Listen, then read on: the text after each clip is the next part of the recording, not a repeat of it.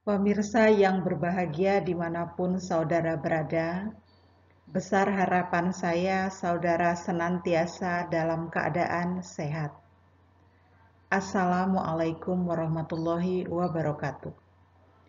Pada kesempatan kali ini, saya akan menjelaskan tentang siklus akuntansi perusahaan jasa. Materi ini akan saya bagi menjadi dua bagian. Bagian pertama adalah penjelasan tentang penjurnalan. Adapun bagian kedua nanti akan membahas tentang posting hingga daftar saldo.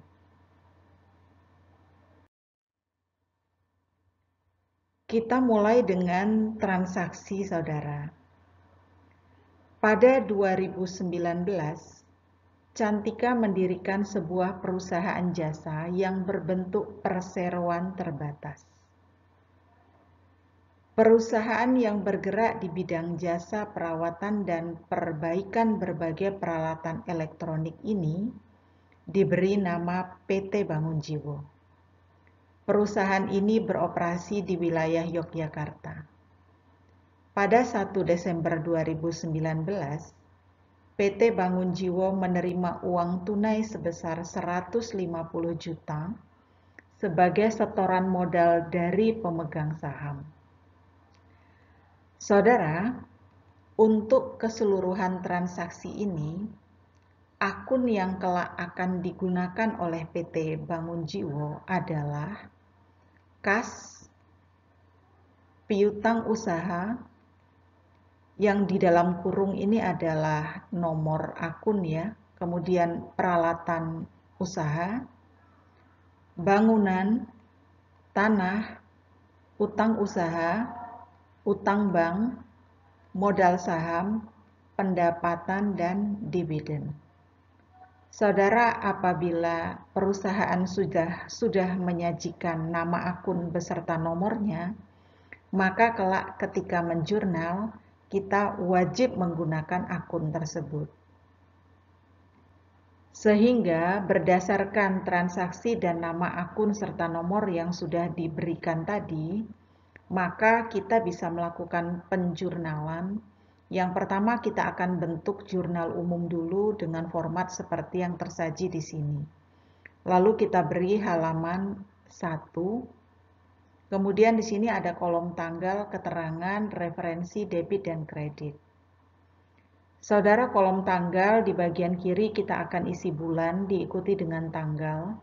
Kemudian kolom keterangan kita akan isi dengan nama akun dan keterangan. Lalu nomor referensi ini untuk di jurnal berisi nomor akun. Kemudian debit dan kredit kita isi dengan transaksi yang sesuai jumlahnya.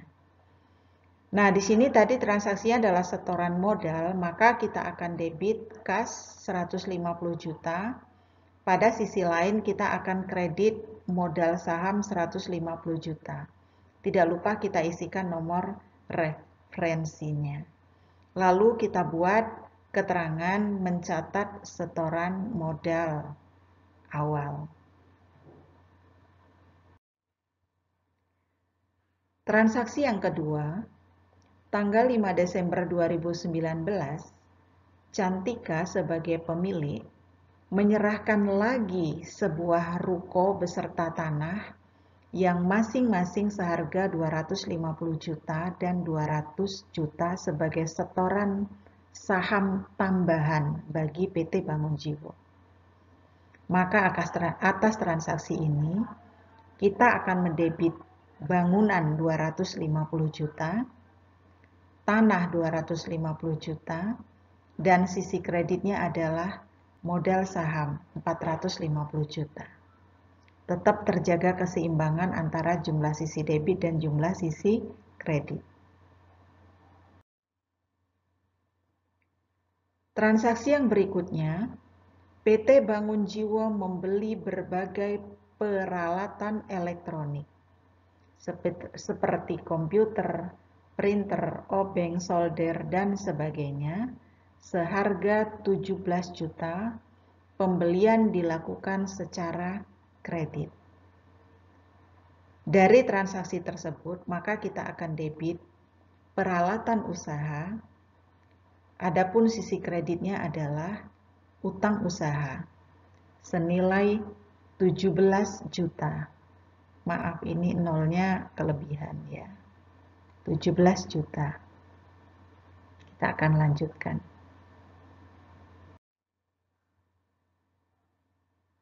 Pada 7 Desember 2019, PT Bangun Jiwo memperoleh kredit usaha dari Bank Cantik senilai 60 juta dengan jaminan tanah. Dari transaksi tersebut kas bertambah, maka kita debit 60 juta.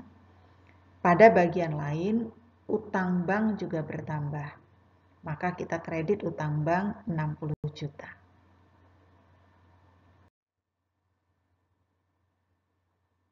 Selanjutnya pada tanggal 12 Desember 2019, PT Bangun Jiwo mendapat pesanan jasa untuk memperbaiki 16 unit komputer dan printer PT Martapura dengan ongkos senilai 9 juta rupiah. Untuk transaksi ini, PT Martapura sudah membayar tunai. Pada saat yang sama, PT Bangun Jiwo juga menerima pesanan jasa perbaikan 27 unit komputer dan printer dari PT Bantul. Ongkosnya 20 juta. Namun, PT Bantul belum membayar sama sekali hingga perbaikan diselesaikan. Artinya, untuk PT Bantul ini akan ada piutang, ya, karena perusahaan belum menerima kas. Atas transaksi ini maka kita akan catat kas 9 juta di sisi debit, kemudian piutang usaha 20 juta juga di sisi debit, adapun sisi kreditnya adalah jumlah totalnya yaitu 9 juta ditambah 20 juta. Jadinya 29 juta.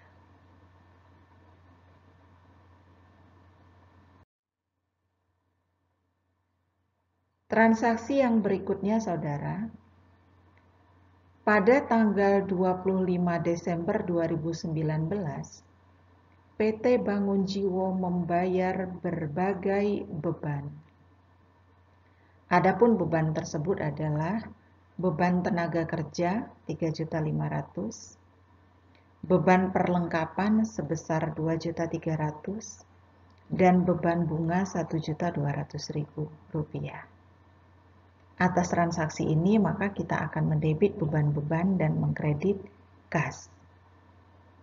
Nah, di sini kita lihat sesuai dengan nama akun tadi, maka kita akan debit beban gaji 3.500.000 rupiah, lalu beban perlengkapan kantor 2.300.000 rupiah, beban bunga 1.200.000 rupiah, lalu di bagian kredit adalah jumlah total dari beban-beban tersebut yaitu 7 juta. Adapun akun yang kita kredit adalah kas. Kemudian pada 26 Desember, PT Bangun Jiwo membayar sebagian utang sebesar 10 juta rupiah kepada toko lemah dadi atas pembelian peralatan usaha pada 6 Desember 2019. Ingat, kalau utang berkurang maka akan kita debit. Namun kas juga berkurang karena adanya pembayaran utang, kas berkurang di sisi kredit. Maka atas transaksi ini utang usaha kita debit 10 juta, lalu kas kita kredit 10 juta.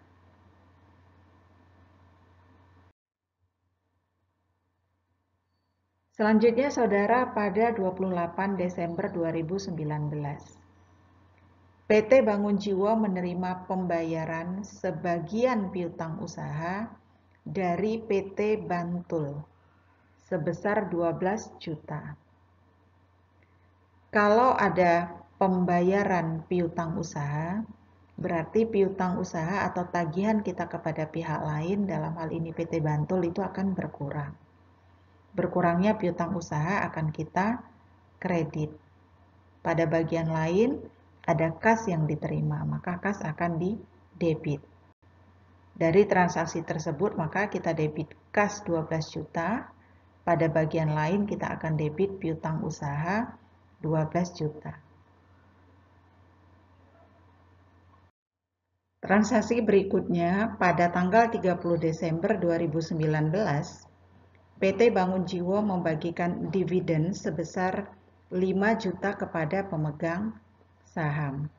Maka atas transaksi ini kita akan mendebit dividen 5 juta rupiah. Pada bagian lain kita akan mengkredit kas sebesar 5 juta rupiah. Saudara, untuk semua transaksi ini pada transaksi tanggal 6 semuanya harusnya adalah 17 juta rupiah. Tadi dari awal terjadi kesalahan karena adanya kelebihan 0. Ya. Saudara, demikian yang dapat saya sampaikan tentang proses penjurnalan. Akan dilanjutkan pada bagian 2, yaitu proses posting hingga terbentuk daftar saldo. Sekian, terima kasih. Wassalamualaikum warahmatullahi wabarakatuh.